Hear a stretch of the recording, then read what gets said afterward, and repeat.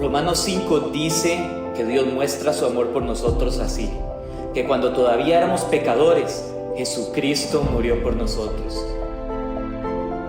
Porque Él nos amó de tan grande manera, amamos a los demás.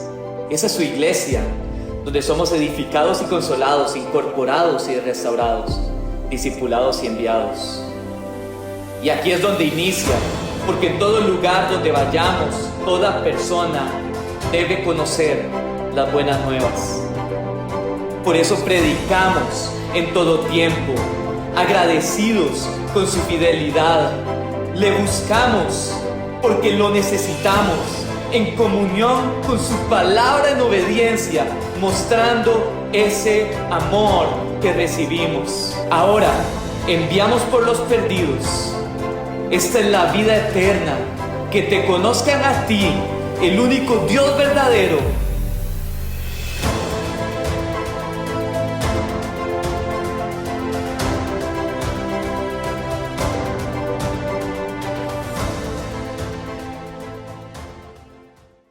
Hermanos, que la paz de Dios siga guardando sus corazones en este día. Y quisiera hoy compartir con ustedes una porción de la palabra de Dios que está en el capítulo 25 de Mateo. Es una parábola, la parábola de las ovejas y las cabras. Antes de comenzar a explicar, quiero contextualizar esa parábola en el momento en que fue dicha y las circunstancias que estaban en ese momento pasando para que el Señor hablara de estas cosas. El capítulo 24 y 25, hermanos, ha sido un capítulo muy difícil. No se han puesto de acuerdo los teólogos para saber exactamente cuáles son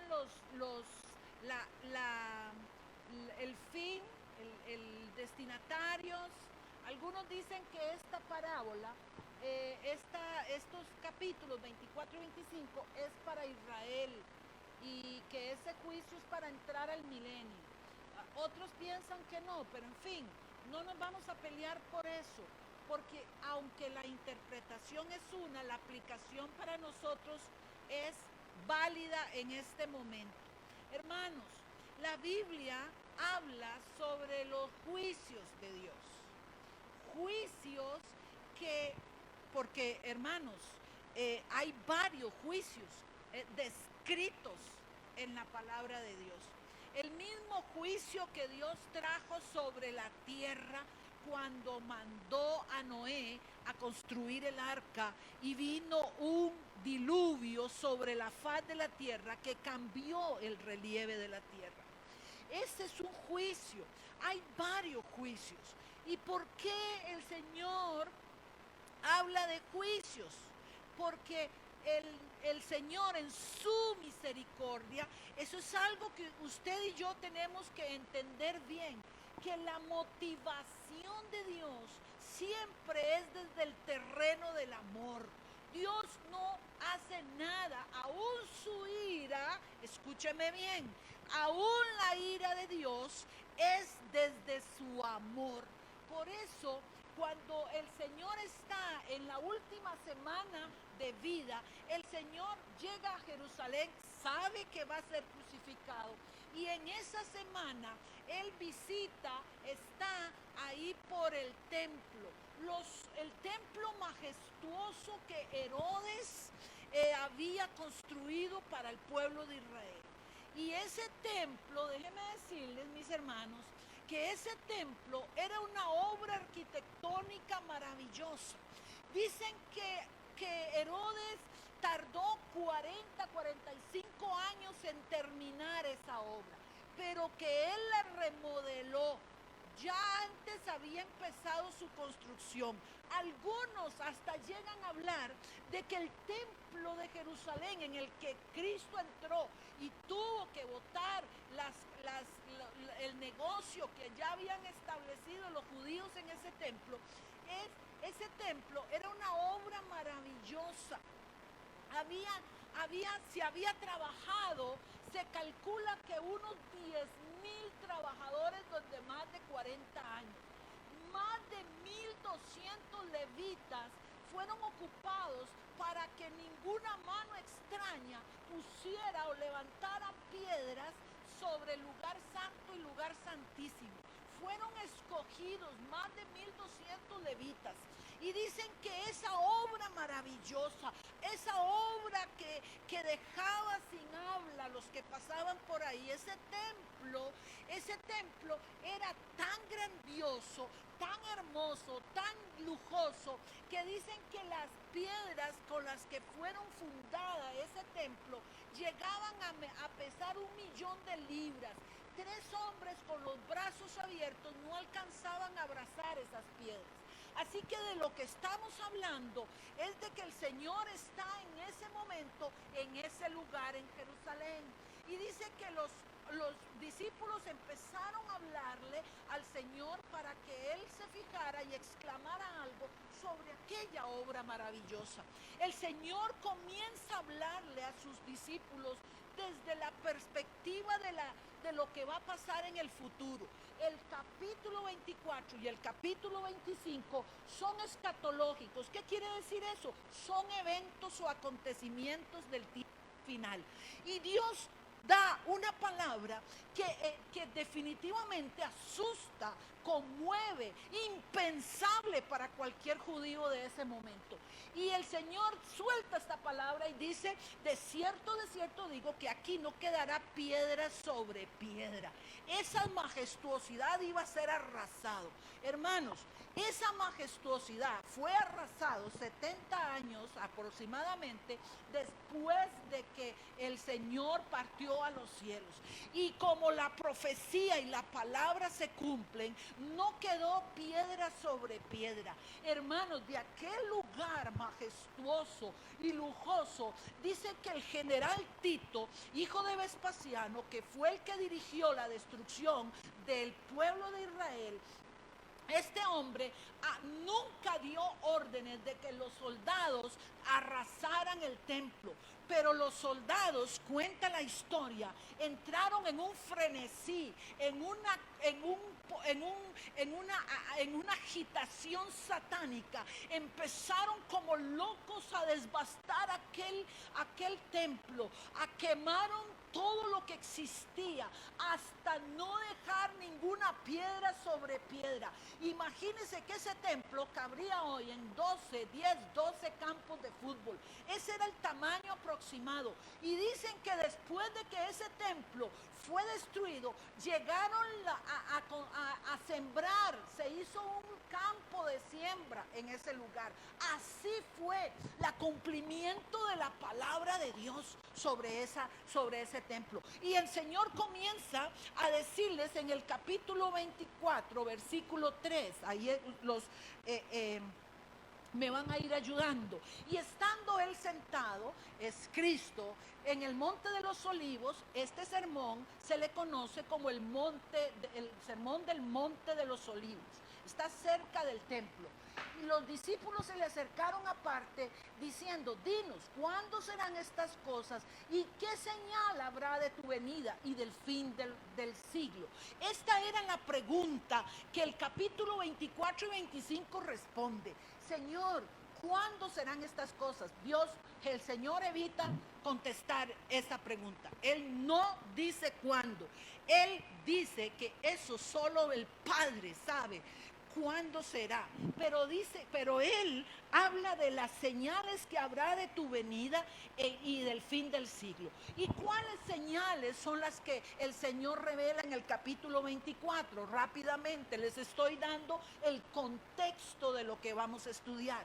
El Señor habla de terremotos, el Señor habla de guerras, de rumores de guerra, nación contra nación, persecución. El amor de muchos se enfriará, se levantarán falsos profetas, falsos cristos, habrá pestes, hermano. Y el Señor les advierte y nos advierte a nosotros que eso no es el fin, que eso es principio de dolores, ¿Qué quiere decir que es principio de dolores? Dolores como la mujer que va a dar a luz. Los dolores empiezan calambritos, suavecitos, allá al rato otro jaloncito, pasa un tiempo y otra vez otro dolorcito, y los dolores se van haciendo cada vez más seguidos y más intensos hasta que viene el momento del alumbramiento. El Señor usa esa visión de un alumbramiento para decir que el fin del mundo será así.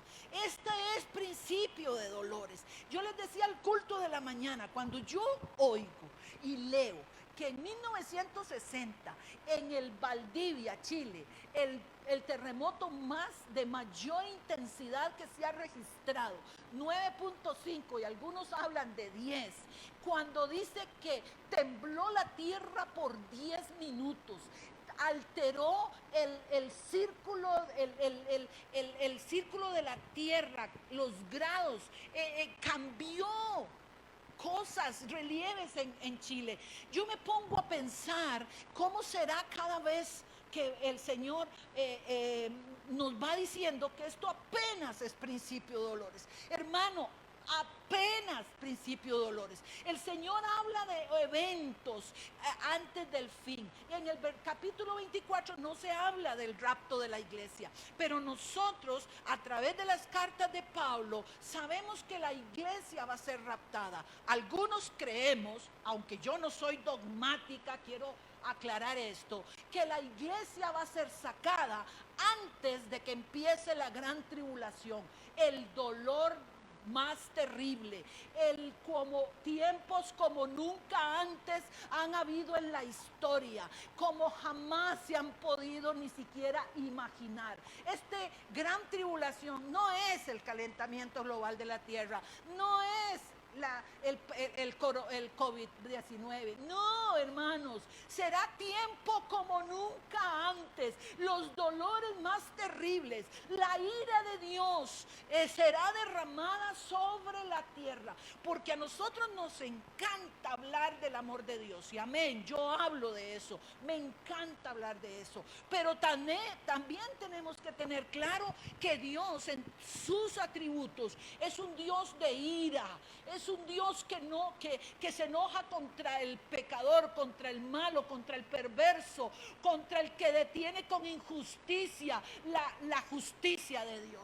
Y entonces, en ese contexto de la gran tribulación, yo personalmente creo, y repito, no soy dogmática, si usted no cree en eso, tranquilo, yo creo que la iglesia va a ser sacada antes de la gran tribulación, que apenas veremos principio de dolores, y ya estamos viendo principio de dolores, pero algunos creen que no, que va a ser sacada a la mitad de la gran tribulación. Otros dicen que no, que hasta el final. Yo leo en la Biblia que si los tiempos no se acortaran, dice que ninguno se salvaría, ninguno. Pero en este contexto, el Señor Jesús está hablándole a su pueblo, a sus discípulos, dándoles las señales antes del fin, dándoles los juicios que vienen por amor. Hermanos, los juicios están consignados en la Biblia para que el pueblo de Dios se alerte, para que el pueblo de Dios esté apercibido, para que no vivamos una vida inconsciente sin tener en cuenta que nosotros como nación, como tierra, como humanidad no vamos para lo mejor, no vamos hacia un mundo mejor, vamos hacia un mundo que se enfila a la destrucción, y el Señor nos habla de los juicios para que usted en amor, el Señor te dice y nos dice como iglesia que estemos apercibidos, que no dejemos de estudiar la palabra, porque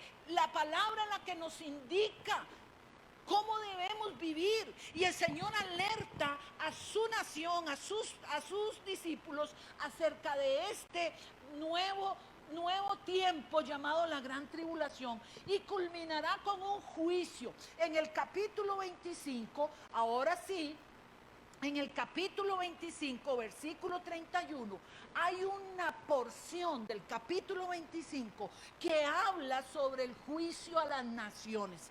Déjeme decirle que el Señor está sentado en el monte de los olivos. El Señor está hablando de estas señales y el juicio que vendrá sobre las naciones. Dice, cuando el Hijo del Hombre venga en su gloria. Hermano, dimensione lo que usted está leyendo. Dimensione lo que la palabra le está alertando. El Señor ya no viene como un hijo de carpintero. No viene a nacer en un pesebre. No viene montado en un burriquito. No viene con humildad. No viene como vino la primera vez. La segunda vez, el Señor dice que el Hijo del Hombre vendrá, o cuando el Hijo del Hombre venga, en gloria, en cabot, en gloria. Hermano, ¿con quién? Con todos sus ángeles, sus santos ángeles. Usted puede mirar eso y decir, ¿qué es lo que le espera a esta humanidad?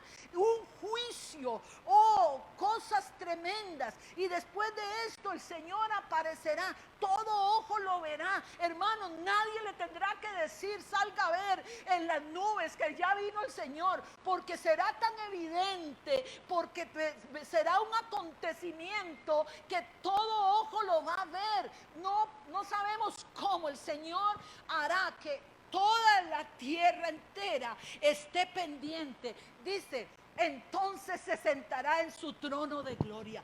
¿Dónde se sentará? Según Zacarías, en el mismo monte de los olivos.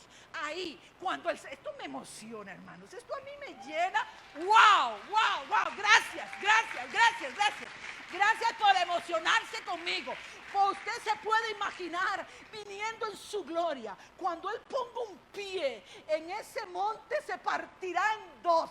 Y dice que ese monte hará que se venga y se forme una gran llanura. Y dice que ese monte hará espacio. Ese monte, el monte de los olivos. ¿Sabe qué? Eso no lo dije en la mañana. Pero ¿sabe qué? Ezequiel lo vio. Ezequiel vio cuando la gloria de Dios abandonó proféticamente. Cientos de años atrás, proféticamente, cuando la gloria de Dios abandonaba el templo en forma profética, en una visión, dice que él vio y se paró, y dice que la gloria, la Shekinah de Dios comenzó a levantarse y comenzó a moverse hasta que se posó sobre los montes. ¿Sabe dónde se posó?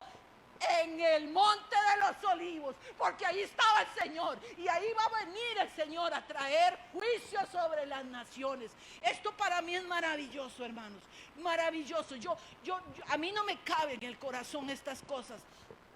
Siguiente, y serán reunidas delante de Él. Estamos ante un juicio, hermanos.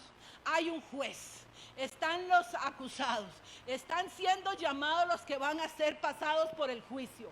Y dice que todas las naciones, esta palabra naciones no son países, son etnias, donde cada nación, aún aquellas que hoy ya no existen, serán traídas a juicio delante de Dios, persona por persona, y apartará unos de los otros, como aparta el pastor de las ovejas a las ovejas de los cabritos.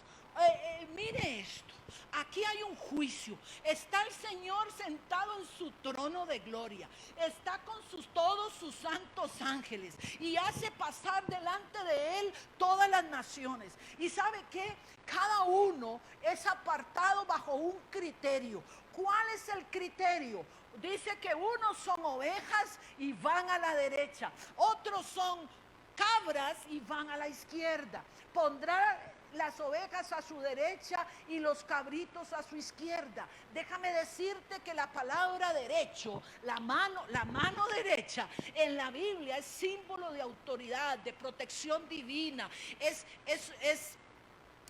la mano derecha, la mano de la autoridad. Y entonces el Señor pone, dice, entonces el rey dirá de su derecha, venid benditos de mi Padre, aleluya. Usted tal vez, usted no se emociona, pero yo le puedo decir que para los que han pasado esa tribulación y han sobrevivido a esa tribulación, a la persecución, al martirio, el Señor les dirá, venid benditos de mi Padre, heredad el reino preparado para vosotros desde la fundación del mundo. Hermano, Dios no es un Dios improvisado. Dios tiene planes.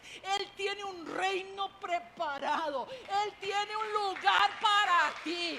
Esto no es algo que salió de la mano a última hora. Sigue. Porque tuve hambre. Aquí está el problema. Tuve hambre y me diste de comer. Tuve sed y me diste de beber. Fui forastero y me recogisteis. Siguiente. Estuve desnudo y me cubriste. Enfermo me visitaste. En la cárcel y me vinisteis a mí. Entonces los justos le responderán diciendo, Señor, ¿cuándo te vimos hambriento y te sustentamos? O sediento y te dimos de beber. ¿Y cuando te vimos forastero y te recogimos, o desnudo y te cubrimos? ¿O cuando te vimos enfermo o en la cárcel y vinimos a ti? Y respondiendo el rey les dirá, de cierto os digo que en cuanto lo hicisteis a uno de estos mis hermanos más pequeños, a mí me lo hicisteis. ¿Sabe lo que está el Señor diciendo? Vuelve a la izquierda y el Señor le dice a las cabras, no lo voy a leer porque le pido que lo lea en su casa, apartaos de mí, malditos. Y le dice lo mismo, tuve hambre, tuve sed, estuve en cárcel, fui forastero, estuve enfermo y no me visitasteis. Tuve sed y no me diste de beber. Y ellos mismos dirán, Señor, ¿cuándo te vimos? Y el Señor les dirá lo mismo. Si no lo hicisteis por uno de estos, tampoco a mí me lo hicisteis. Apartaos de mí, id al fuego eterno. Id al fuego eterno. Hay un juicio. ¿Y sobre qué cosas? Sobre qué cosas el Señor va a formular sus acusaciones. Sobre las obras. Y aquí es el problema. Este es un problema teológico. Porque usted y yo sabemos que nadie se salva por las obras. Nadie, hermanos. Porque entonces, si la salvación fuera por obras, ¿para qué Cristo vino?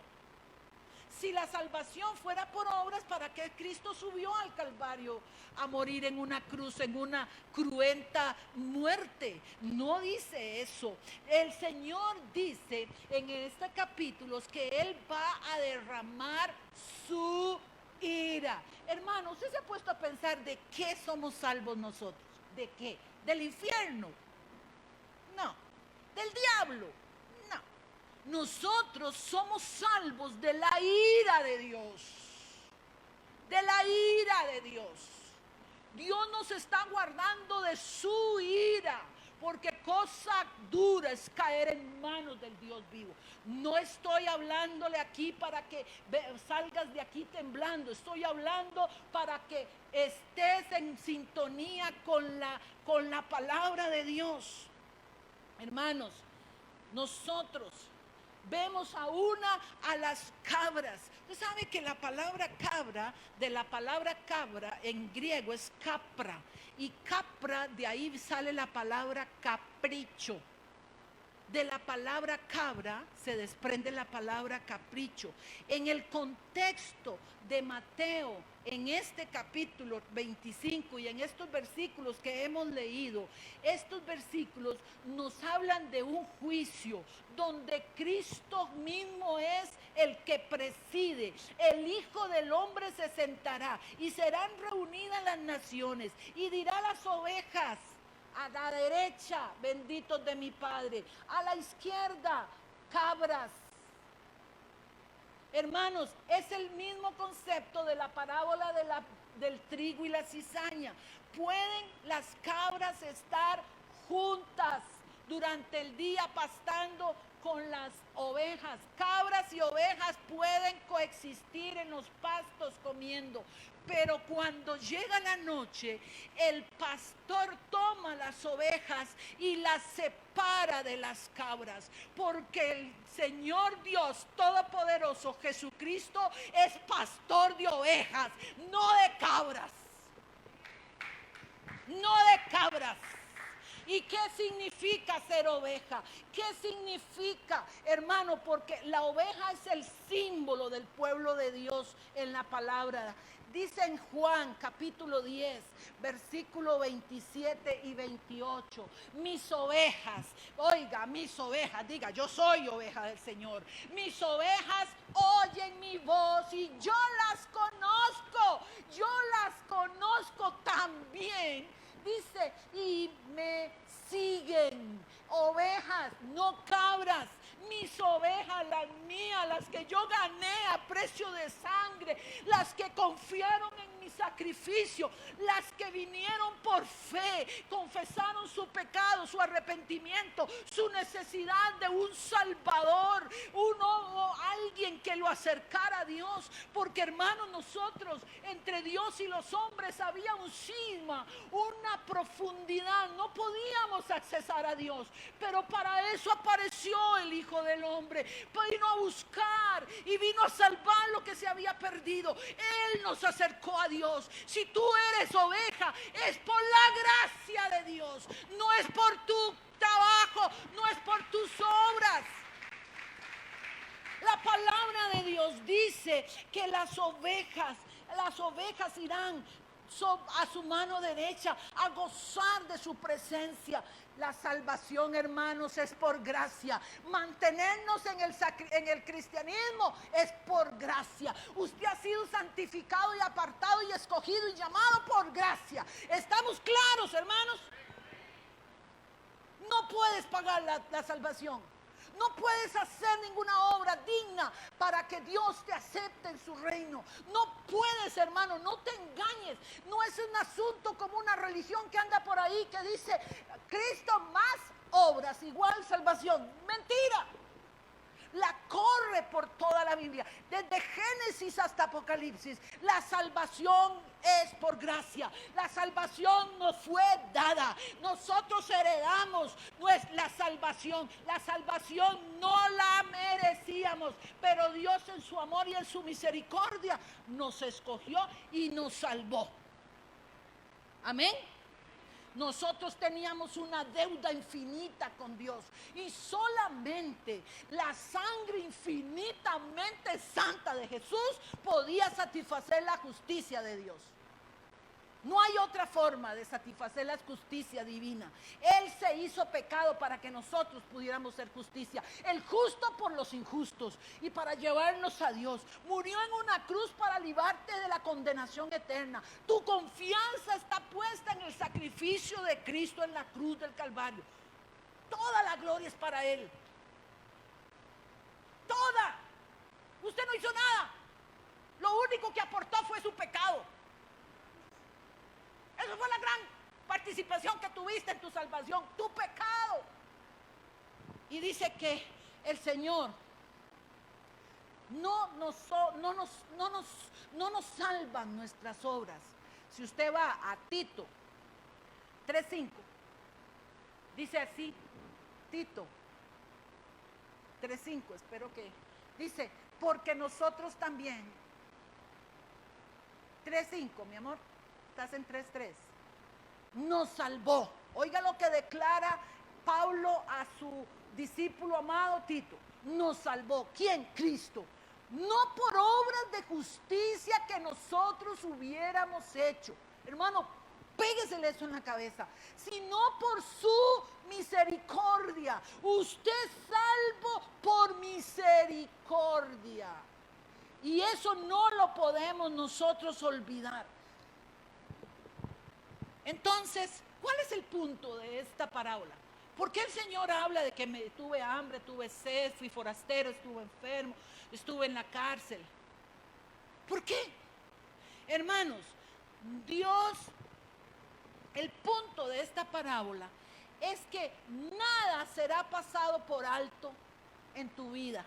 Nada. Dios conoce lo que hemos hecho y Dios recompensará cada pequeña obra que se haya hecho en Cristo, mi hermano. Las ovejas preguntaron, las mismas ovejas, ¿cuándo te vimos en esas circunstancias? Y el Señor les responde, cuando ustedes hicieron misericordia con estos pequeñitos, a mí me lo hicieron, a mí me lo hicieron. Porque Dios está interesado en que entendamos que la verdadera fe, la verdadera salvación tiene que dar fruto. Es evidencia de una transformación realizada por el poder del Espíritu Santo. No hay tal cosa como una fe estéril en el reino de Dios. ¿Saben lo que el Señor les estaba diciendo en esa parábola? A las ovejas su salvación se hizo patente cuando fueron movidos a misericordia. Así como yo fui movido a misericordia y les salvé, ustedes fueron movidos a misericordia atendiendo las necesidades de los más pequeñitos, mis discípulos. Hermano, ¿sabe qué dice la Biblia? No voy a buscar más, que ni un vaso de agua fría le será pasado por alto al Señor, que el Señor dará recompensa a aquel que da un vaso de agua fría a uno de sus pequeñitos, de sus discípulos. Hermano, no podemos seguir con esa venda, somos trigo y cizaña juntos, podemos estar juntos, pero al final del tiempo tienes que dar fruto, tienes que dar evidencia, tienes que dar esa consecuencia de esa transformación que el Señor operó en ti. No puedes seguir siendo el mismo, no puedes seguir siendo estéril. El mismo Santiago dice, fe sin obras está muerta, hermanos. Y hay gente que vive como, dice que es oveja y vive como cabra. Viven como cabras, hermanos. Cualquiera. Los creyentes hemos sido redimidos para buenas obras. El mismo Pablo escribe en Efesios, Dios preparó, capítulo 2, versículo 10, Dios preparó de antemano, no lo busquemos, Dios preparó de antemano buenas obras en las cuales nosotros los cristianos deberíamos caminar. Nosotros estamos llamados a darle testimonio al mundo del amor que nos tenemos nosotros, entre nosotros, y el amor que habita en nosotros, porque así, solamente así, el mundo sabrá que somos discípulos de Cristo. No hay otra manera, no hay otra forma. Fe estéril es una fe que peligra, hermanos. Está puesta porque el examen final que el Señor le va a pasar, el examen de grado que el Señor le va a pasar, fue lo que hizo con las ovejas. Tuve hambre, tuve sed, estuve enfermo, estuve preso, estuve extranjero, deambulé y tú me ayudaste. Hermanos, igual a las cabras, hermanos, ese era el examen final, la evidencia, el resultado, lo que Dios quiere es que nosotros seamos lo suficientemente sabios para entender y para aprender y aplicar eso a nuestra vida. Yo decía, cuando preparaba esto, cuando yo estaba estudiando esto, y tuve mucho tiempo para hacerlo, Derek me lo había pedido hace más de un mes, creo. Qué interesante, hermanos, qué interesante. Tuve hambre, me diste comer, tuve relaciones humanas. ¿Cómo me relaciono con mi próximo, con mi prójimo?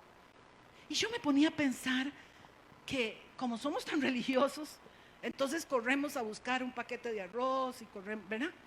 Y está bien hacer eso, hermanos, por favor, hágalo. Pero tiene que ver con algo más, hermanos. Tiene que ver con el amor de Dios operando en nosotros como iglesia, como hijos, operando en nosotros. Hermanos, porque esto opera en cómo el esposo trata a la esposa, cómo los padres tratan a los hijos, cómo la esposa trata al esposo. Relaciones. Dios tiene un mandato para cada una de esas relaciones. El Señor mismo lo dijo, el Señor lo advirtió. Amaos los unos a los otros como yo os he amado. Por favor, hermanos, despertemos. No puede. Tu corazón está listo, preparado para el perdón a aquellos que te han ofendido. Estoy ministrándome el amor de Cristo a esas personas difíciles, porque no solamente esto era una parábola, no solamente es un asunto de comida o bebida, o es un asunto de hospitalidad, también es un asunto de cómo me relaciono yo con los demás. Tiene que dar evidencias, algo tiene que haber sido tocado y transformado. Mi vida tiene que estar dando un testimonio diferente. Yo, la gente del mundo y los de adentro y los de afuera tienen que decir, wow, algo ha pasado con esa persona.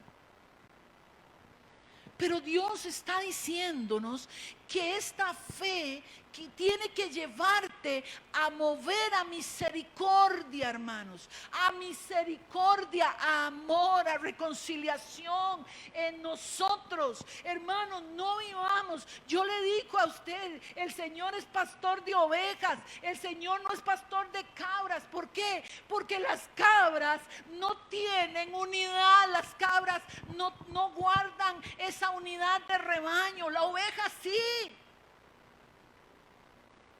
Nosotros estamos llamados por medio del Espíritu Santo de Dios a santificarnos, hermanos. ¿Y sabe qué descubrí leyendo cerca de esto? Que las obras sobre la cual está hecho o planteado más bien este juicio sobre las obras, que es el resultado de mi verdadera conversión, no solamente será por lo cual seamos juzgados.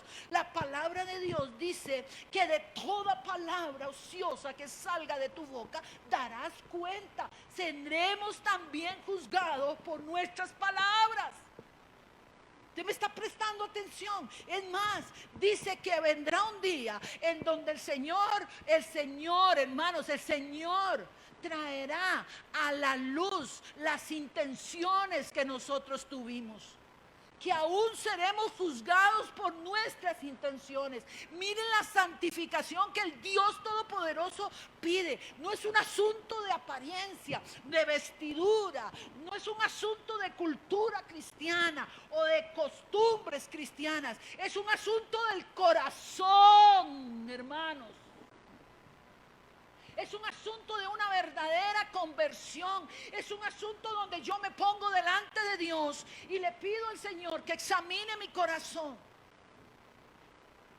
Con respecto, y Santiago lo dice. Si usted lee la carta de Santiago, Santiago es uno que nos advierte que no seamos como los del mundo, que si llega un hombre con anillo y con vestiduras y lo hacemos pasar y le damos sitio de honor y le ponemos una silla para que no pase penumbras, pero si entra uno que con apariencia humilde le decimos quédese por ahí, siéntese por ahí. Santiago nos está advirtiendo porque la salvación, hermanos, no queda invisible. Si usted sigue siendo el mismo, si su boca sigue hablando lo mismo, si sus pensamientos siguen siendo los mismos, si sus obras siguen siendo los mismos, y usted ve un animal y tiene plumas y tiene pico y tiene dos patas y dice cuá, eso es un pato. Hermano, si usted ve que su vida, las obras, los pensamientos, las intenciones son malas, usted es cabra. No lo dije yo, hermano, lo dijo la Biblia. Y eso es lo que nosotros queremos como iglesia, hermanos. Yo quisiera ser muy prudente al hablar estas cosas, y ya voy terminando, pasen los del, gracias. Yo quisiera ser como prudente y decirles, hermanos, esto no se trata de religión, Esto se trata de relación. Esto se trata de las evidencias, de los frutos. ¿Estás dando fruto, hermanos? Frutos dignos de arrepentimiento, frutos que evidencian la transformación, frutos que evidencian que has venido a refugiarte bajo la sombra de la cruz, has venido a refugiarte bajo el sacrificio de Cristo en la cruz para el perdón de tus pecados, has venido a hacer eso. Entonces, si has venido a hacer, no puede ser el mismo, no puede, hermano. Usted tiene que plantearse y replantearse si usted está siendo honesto y usted no está solamente haciendo una apariencia de piedad, pero su corazón está lejos de Dios. Yo sé, hermanos, de corazón, la fe genuina nunca se presenta sola. Nunca.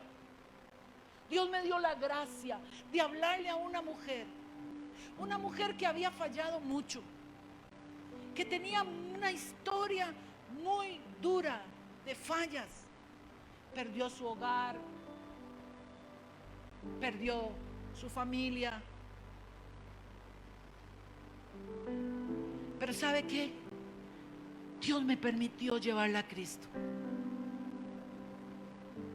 Y lo primero que ella hizo, hermanos, sin haber recibido un discipulado, sin haber recibido curso de fundamentos, sin haber recibido una consejería, por inspiración y convicción del Espíritu Santo, buscó a cada persona y les pidió perdón.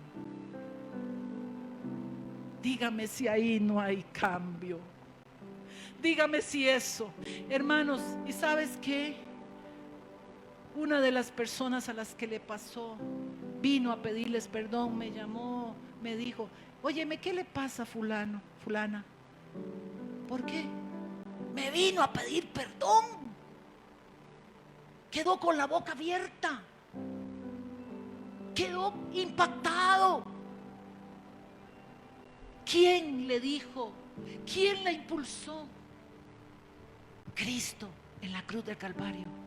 Su sacrificio, su amor, su nueva vida, su nueva naturaleza. ¿Cuántas veces escucho yo cristianos llenos de dolor, de amargura, de falta de perdón? Y nosotros dele y dele y dele, que mire, que perdone, que si usted no perdona, el Señor no le perdona. Y les entra por aquí, les sale por aquí. Porque nos aferramos a nuestros dolores, a lo que me hicieron, a lo que me dijeron, a lo que me fallaron, a los que me traicionaron, a los que me traicionaron, a los que me rechazaron y a todos los demás. Me aferro a mis heridas. Pero ¿sabes qué? Ahí en la cruz todo se termina. Cuando estés en la presencia del Señor, en ese tribunal de gloria, y el Señor te llame ya salvo, no es para salvación o para condenación, ya salvo a la iglesia, y te saque esos libros. ¿Y qué libros va a sacar, doña Elvia? El libro de la vida, para que usted sepa que su nombre está escrito en el libro de la vida, y el libro de las obras. Y recibirá cada uno su recompensa por todo lo que haya hecho. Yo, hermanos, creo que el cristianismo no es una religión. El cristianismo no es una onda ni una filosofía. El cristianismo es usted con el Señor, a solas, en un momento de arrepentimiento, de convicción de que necesito estar donde el Señor está y que yo no estoy todavía donde debería estar.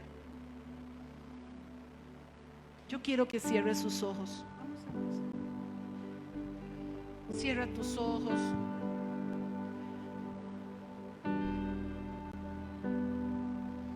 Recuerda, Dios recompensará.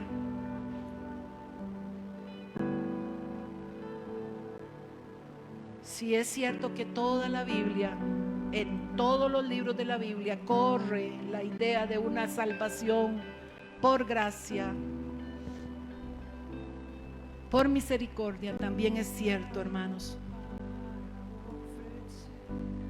que hay evidencias de que Dios va a juzgarnos como este porción de Mateo 25 por nuestras obras.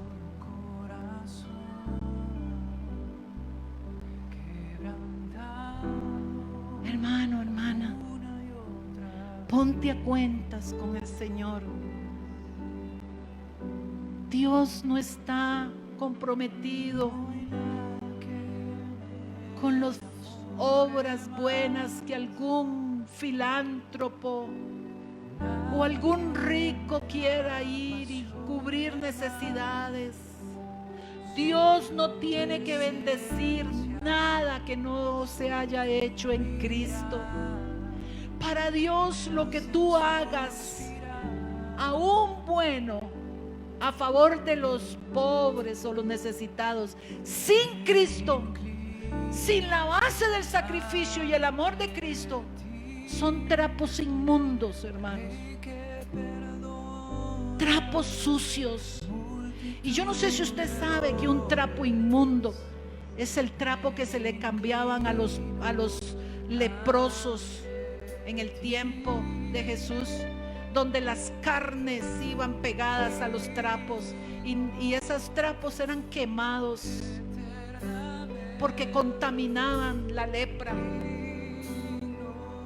Y yo quisiera que usted entienda que Dios no tiene obligación de bendecir nada que no salga de la operación de Cristo en tu vida. Dios está comprometido con Cristo, no con usted.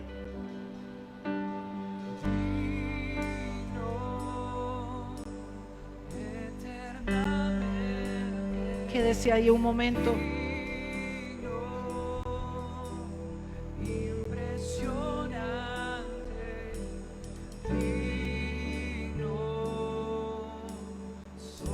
Póngase en pie un momento. Levante su corazón al Señor.